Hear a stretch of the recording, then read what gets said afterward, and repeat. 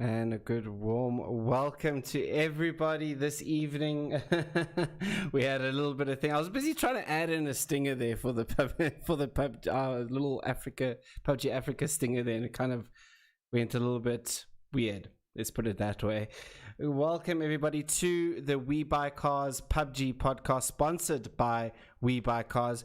A quick little ad just for our sponsors as well while we wait, and we'll get the show on the road. Get him.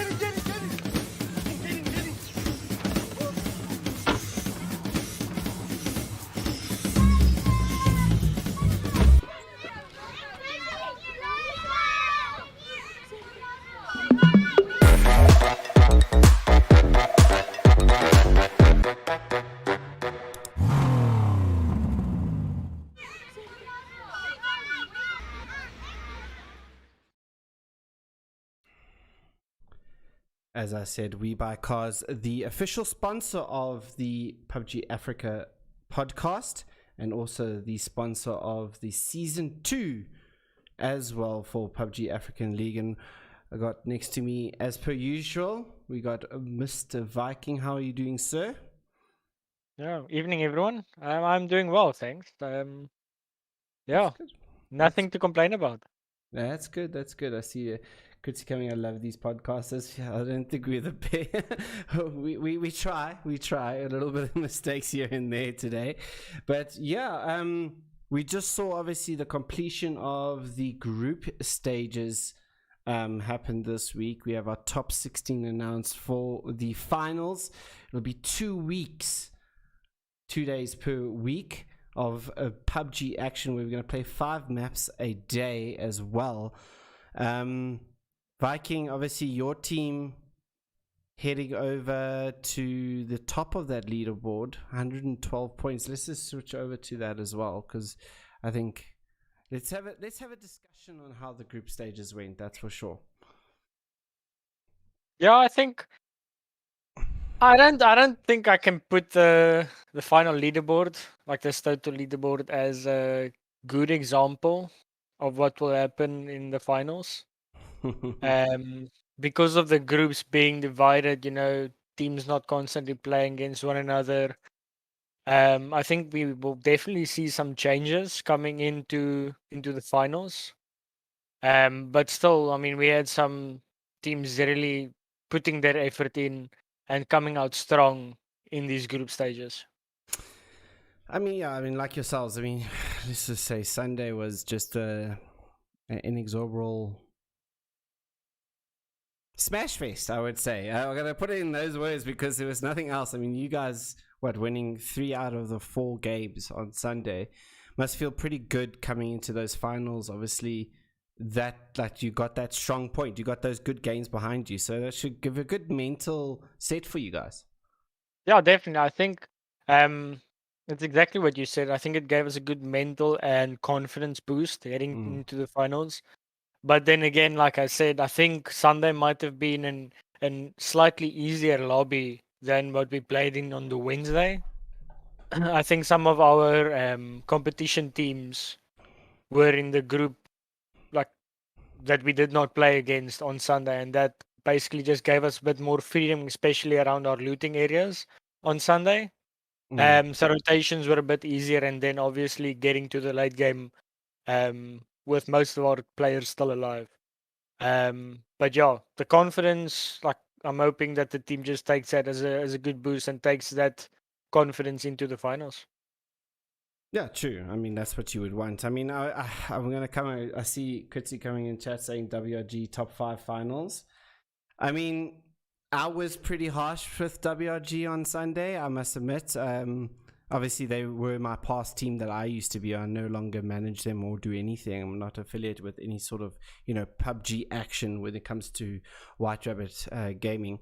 But White Rabbit Gaming, that's a team you expect to come top 5, I would say. Viking, but I mean, are having their struggles, obviously. Yeah, I think it has a lot to do with just, I think the general feel of the team. I think WRG still has some of the top players in there.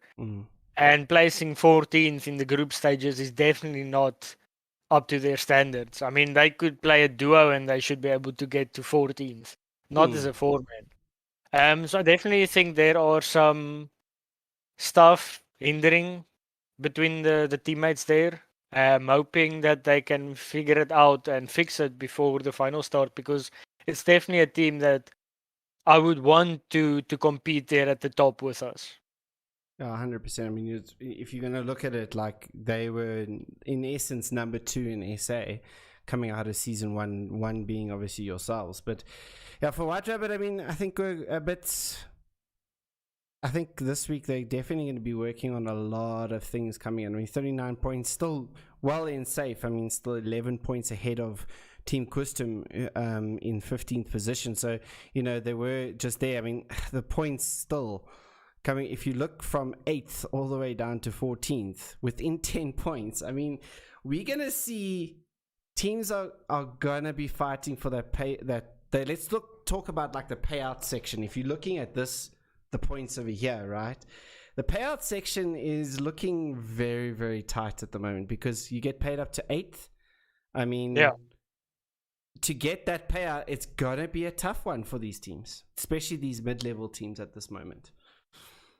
Yeah, I think that we're gonna have like action at the top, and I'm thinking that after like the first, like let's say with like 2 or 3 games to go. Now, I'm hoping it won't be like that, but just the nature of our scene, I think with the last few games to go, I think we might have our top team already scratching the top. I'm hoping for a battle of like 3 or 4 teams until the end, but I think we're going to have a bigger battle of the mid-tier teams for that, I want to say, from 6th to 8th position, because our mid-tier teams are all great mid-tier teams. And they're never consistently in like one position. All of them are so close to one another. 1 or 2 kills will probably put them up from either like 8th or like 11th. So I think we're definitely going to see a big battle for the mid-tier teams trying to get at least into the top 8 for the prize pool. Yeah, 100%. I'm looking at like the points there and the placement points coming out from Ninjas and Bikini.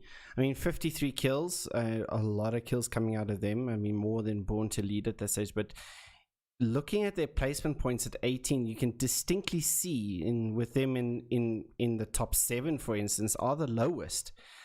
Do you think Ninjas and Bikinis may change up that philosophy? I mean, I going into the finals, you want to get as many points as possible wherever you can get them, right? So Ninjas Bikinis adding an extra, let's say, an extra 20 points to that gets them closer to that top 3 or top 2 scenario. But the placement points, obviously, for them has been their hindrance at this point.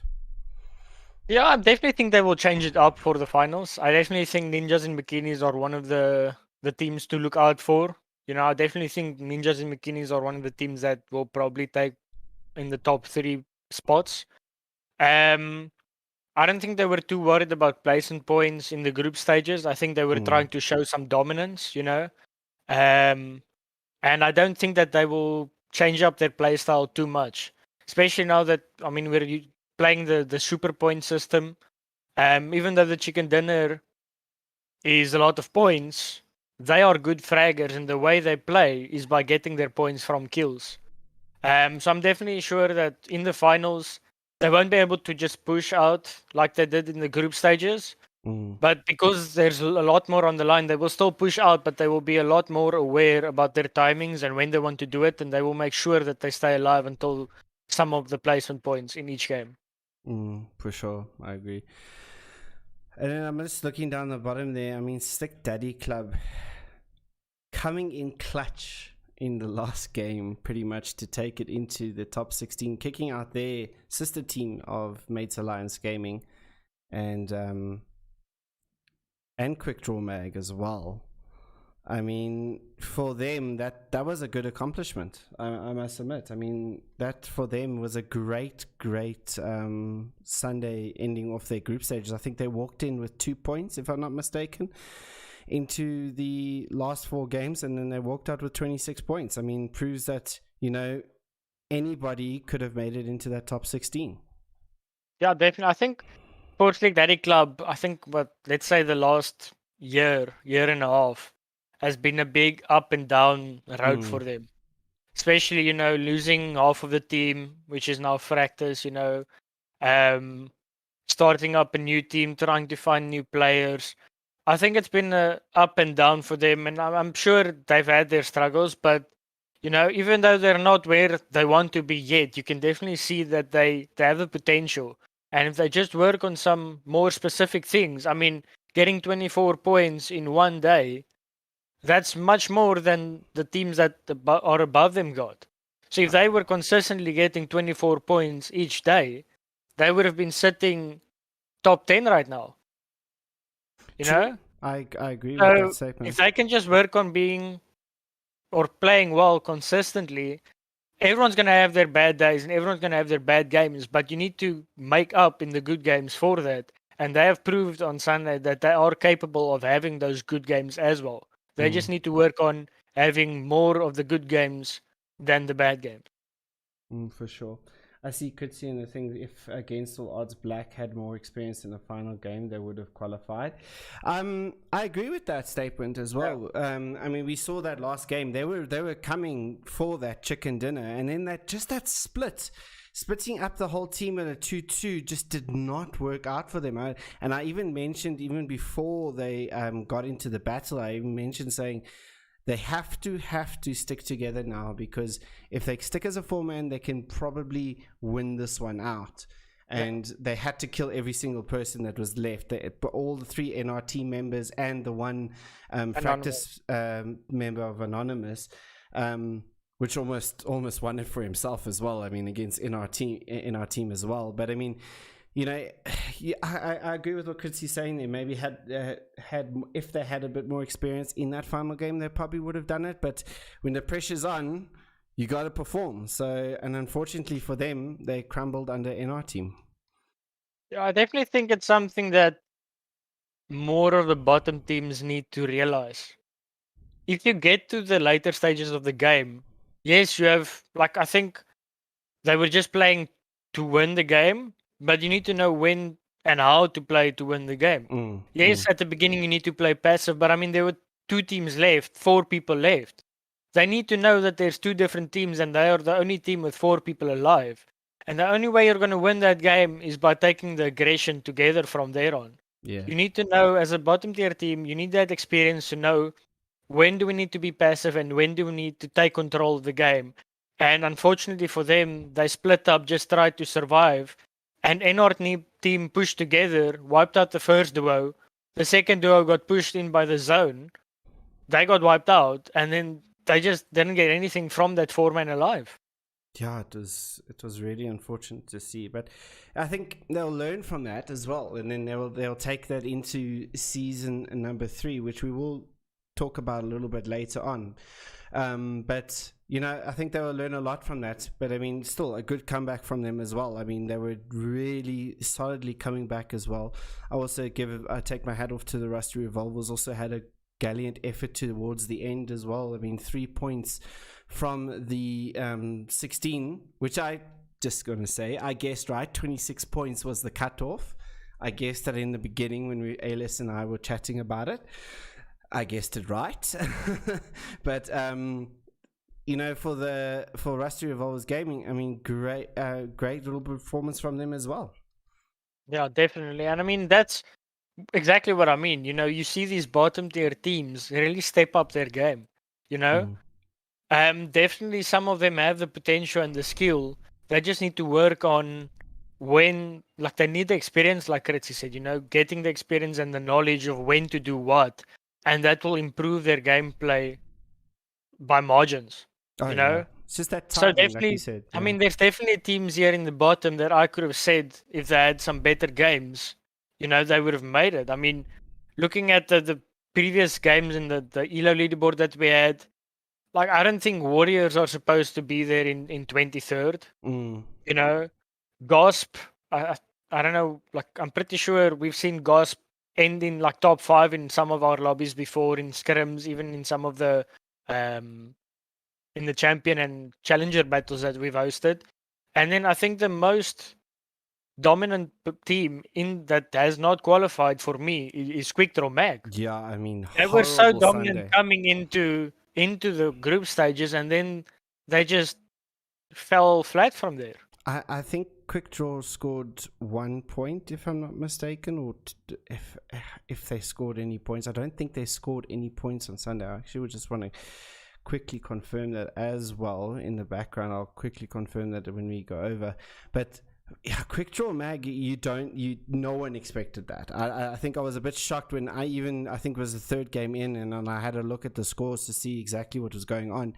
And Quick Draw Mag by third game had scored nothing as well. I mean, for, like you said, a big surprise. Obviously, just things not clicking. And, you know, when things aren't going right in PUBG, things do not go right in PUBG. And I think they had one of their worst match days ever, I would say. Yeah, but I mean, all four of them, I'm pretty sure, I just need to make sure, I'm pretty sure all four of them are new players to our scene.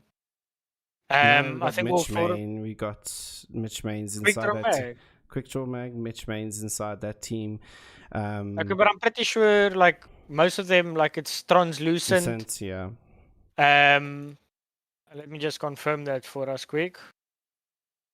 Okay, so the people that were playing was Mr. Ted, Translucent Continuum, and then Mitch Main. Like, three of those players being new players to the scene that joined, I think, a week before the season started.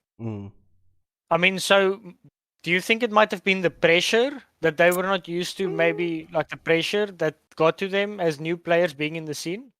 I think at some point it does put you a little bit of pressure onto that. I mean, with group stages, you have to get into top 16. Okay, they were in the top 16 at some point, right? They were, had the 22 points. They were doing okay, but I think, maybe you're right. The pressure just got to them, all the new players, and it just did not work for them. The rotates that came out from them as well was just a bit odd as well. I mean, they were rotating through a whole bunch of teams, which you didn't often see throughout the battles at all. And then, you know, the last day it just kind of all fell out. You know, maybe the pressure did get to them. And, you know, for some teams, it seems like it is starting to become that pressure. But what happens in the top 16? We've seen teams obviously in the past when we've seen them top the lobbies and then they don't come in any sort of payout position because the pressure gets to them. So it's going to be interesting to see what our top 16 do from here on out. I think, you know, there are teams that do thrive on that, you know, on that pressure, and then they want to deliver the best performances, and they do deliver even better performances when they're under that pressure. So it'll be interesting to see which teams actually do take it on. I mean, I'll have a look at, I think the team that also kind of shocked me as well was Against All Odds. Had some good fights. I mean, they ended up their first day with 40 points, only scoring 18 points in their second day. Obviously not their best day at all. I mean, they were stuck in a bit of rotations. I know they got stuck with White Rabbit Gaming, and they managed to Wisco managed to wipe 3 of the White Rabbit Gaming members as well. But I mean, also, like, can this team bring it up to what they did? They need a couple of good games to get them going. Thank goodness there's a lot more games, and they're not going to have that break in between, you know, so it's going to be the same for everybody, like Thursday, then it's a Sunday. I think a lot of the teams did perform a lot better when we saw also, you know, we went from Tuesday, Wednesday, we saw teams up their game on the Wednesday because they got into that whole phase. Now it's a level playing field as well. You know, it's Thursday, it's Sunday for everybody, all our top 16. So I think that's going to change a lot of things as well going into this. That these teams know exactly, okay, cool, I've got 5 games. And now it's 5 games, so that's an extra game. Do you see that being a beneficial for like your guys or something like that? If one game goes bad, at least you got 4 to recover. I mean, I think it goes both ways. You know, I mean, let's put it there. Like, if you start off bad, usually the rest of your night doesn't go as well because you're in that mental space. Like, so yes, you have 4 more games to make up for it. But if you're not strong mentally after the first game, then that extra game is also not going to be your best performance. Mm. So I think it goes both ways. Some teams would see it as a good thing, because yes, okay, we've got games to make up for it, or they're on the roll and they're using the momentum of the first 4 games and then adding that in their 5th game as well. Whereas other teams might be like, we really just want a break right now and we'll reset, but we can't do that right now because there's an extra game. And there's an extra game that they're going to be in bad mental space. So teams will definitely need to work on their mentality, and it could be a positive for everyone. Oh yeah, 100%. I see some people saying, Dr. Schizo saying, "Hey guys, what's your plans for next season? Is there any other surprises like this season? What surprises did we have this season? I'm trying to think." I think you're talking about the prize pool. The prize pool, which wasn't that big of a surprise, but it was something big from our scene. Yeah, something big for our scene. Hey, IGL was lagging. Easy excuse on our rotates was very late and delayed. I mean, I saw that your ping there as well, Kritzy as well. I mean, a lot of the guys obviously having issues with obviously internet on Sunday as well. But let's actually quickly get onto that as well, Viking, as we just switch over to the other senior quickly. Let's just clarify some things as well. Do some house things as well with regards to like servers and all that sort of stuff as well. Obviously, we do not own a server as PUBG Africa, just for the people who understand that. We all connect to a PUBG server as our clients, and that server manages what happens in those instances. So if you're getting delayed or you're getting dropped by the server, that's got nothing to do with what we're doing. Unfortunately, it's just what's happening at the time of when we're what's happening with that server at the time of when we're hosting those servers. What I mean by hosting is when we create a server to get onto it, right? So just understand from our point of view, we're trying everything. We have spoken a little bit to PUBG about it as well. We won't obviously divulge anything from that point of view, but trying to see what we can do in order to give you guys a little bit, what can we do to alleviate a lot of these things as well. Couple of house cleanup stuff as well. We need you guys also to be on time for these matches, because we're noticing obviously some teams obviously having some issues. That's why we're trying to start the servers a little bit later, 5 minutes before as well, so guys can get on and we don't have to wait in that lobby where you could get the disconnects and whatever the case may be. But we need everybody to be on time. There's going through the finals, we have 5 games to go through, and obviously people have also got their own jobs, and they got to get to the jobs the next morning, so we don't want to make it such a long evening for everybody. So please also make sure that you guys are all on time for when we start these matches as well.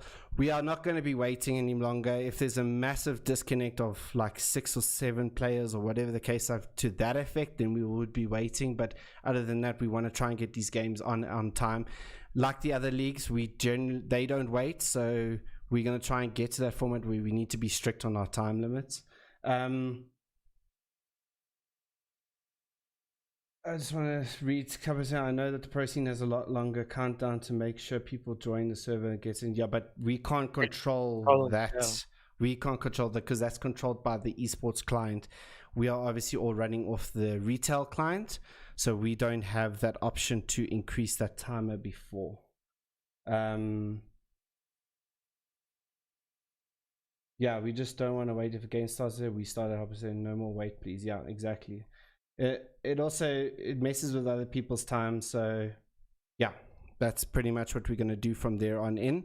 Obviously, you guys are aware of the rules. Everybody has to be in our Discord as well for the finals as well, like in the group stages. So remember to join the Discord as well when you are guys playing. Viking, I know, has pointed out what you can do to obviously alleviate the usage from Discord, which is posted up on the Discord as well. I'm sure Viking, you'll put another post up just to refresh the memories of the guys. I'm pretty sure it's still in the recent chat, so if they have any issues finding it, they just need to go scroll a bit, or they can even just ask me and I will direct them to where the message is posted. Yeah, for sure. I know EU games don't pitch up for the first game, you get banned, lol. Exactly, DVS. It's exactly that. We all have our time limits to go through as well. And let's talk about season 3 a little bit. Just a quick discussion. Viking, I'll hand that over to you. Yeah. Yeah, obviously we can't confirm anything like completely. But season 3 will be happening, and most probably it will be happening over the September month. You know, I've had some people asking why the season is so long, some people complaining that the season is too long. So we're going to see if there's something we can do to our structure to shorten the PUBG Africa League slightly.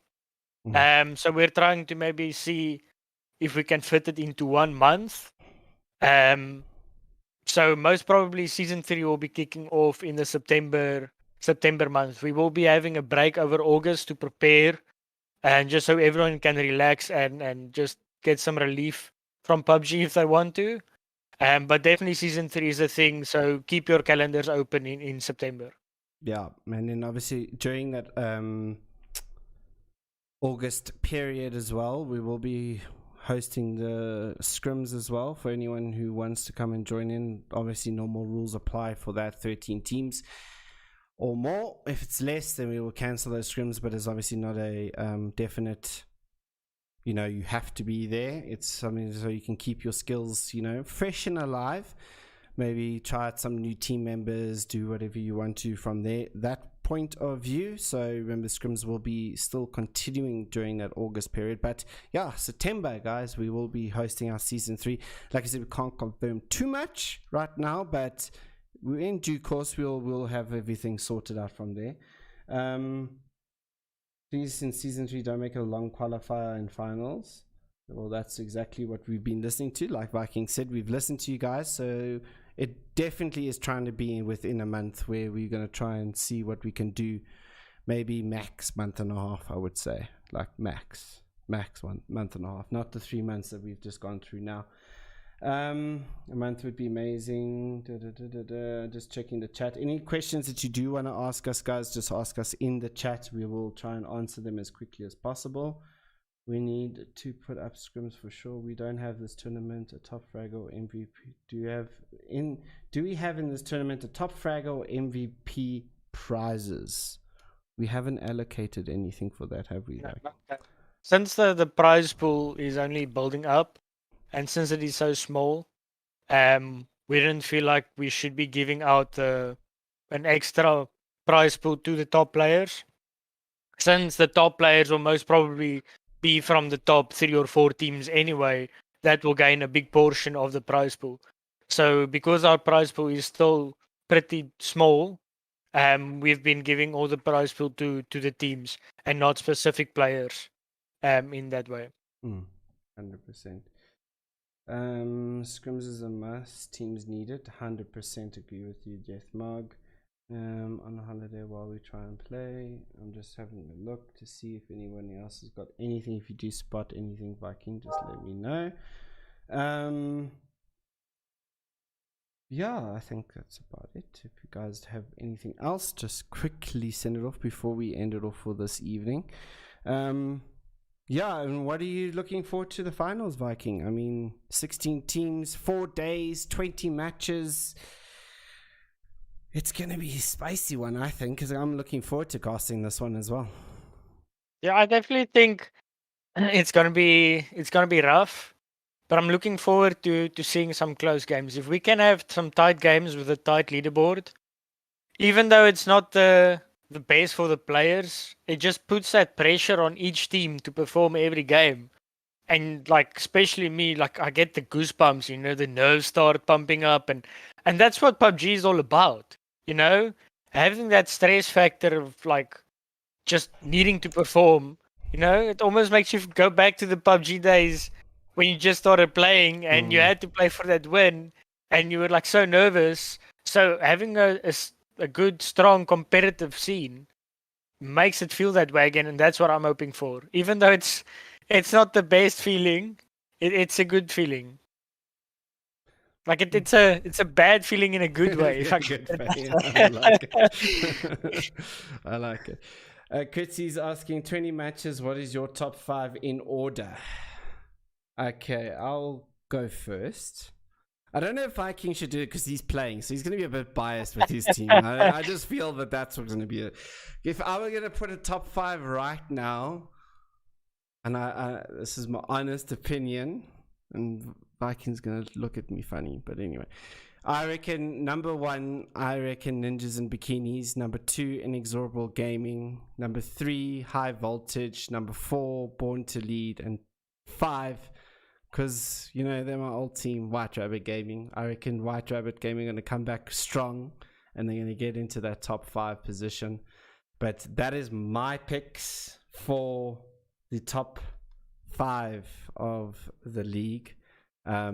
I think Ninjas and Bikini are going to come out strong. Their aggression and their play was just scary stuff. Viking, you? Yeah, I think I almost want to. I'm not gonna put order there. I'm just gonna take a top 5 teams. Definitely Ninjas and Bikinis. High Voltage, ourselves, Inex. But then coming in third and fifth, I think it's definitely going to be a lot more to play for. I think Born to Lead has shown that they are consistent, so I definitely think Born to Lead needs to be up there. But then a team that I think has been into the top, fell down a bit, but has been rising up again is MLC. So I definitely think we might have an MLC coming in the top 5. And MLC do like to play in the finals. I mean, we've seen them do some fantastic things in the finals as well. So it is going to be so tough for that to get into that payment, which is top 8. It's going to be so tough for these teams to get there as well. DVS WG 8th, Fractus 5th. I don't think Fractus is going to do it with your 3-man, but it's a lot different lobby when you get into the finals, but we'll see what that happens. Kritzy saying WRG 16th. I mean, these oaks there's some banter that goes out there, which is cool. It might spur on some players as well to, get themselves a little bit further back. I see Buzz Beta saying, I hope to see teams back such as Fairy Crew. I mean, we would love to see them back as well. Final starting tomorrow, right? Yes, tomorrow evening at 7:30. We'll get the show running with the finals. The first 5 games will be played, and if I'm not mistaken, what is the map rotation for tomorrow?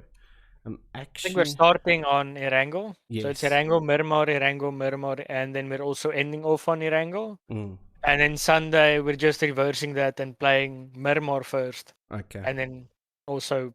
So playing 3 Miramars and 2 Erangels on Sunday. So we play equal amount of Miramars and equal amount of Erangels throughout the whole competition. Don't worry, guys. We will come back. More firepower, guys. Watch out. I love the talk. I like it, Dr. Schizo. I like it. This is good. X team plus brother. They can come last.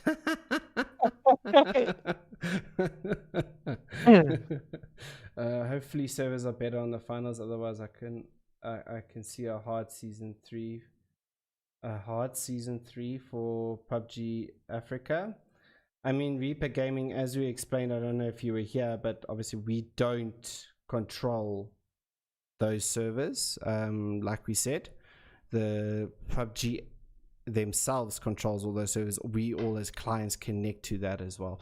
And I know that a lot of the teams as well inside in SA specifically were having troubles with internet. That's something we can't control. So that's in the end of the day, we're just hosting something here, and if you're having the internet issues as well, it's just really not our fault. In the end of the day, you need to check up in your ISPs. Make sure that you're porting your routes. Your routing is also great, and make sure you're not hopping between 50 million different hops before you reach EU.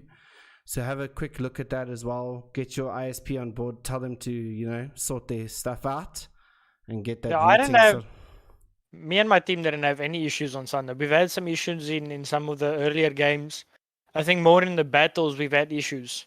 But Sunday, when some of the teams were complaining, we had no issues. So it's definitely a player side problem, because if it was a South African problem, then all the South African players would have had an issue.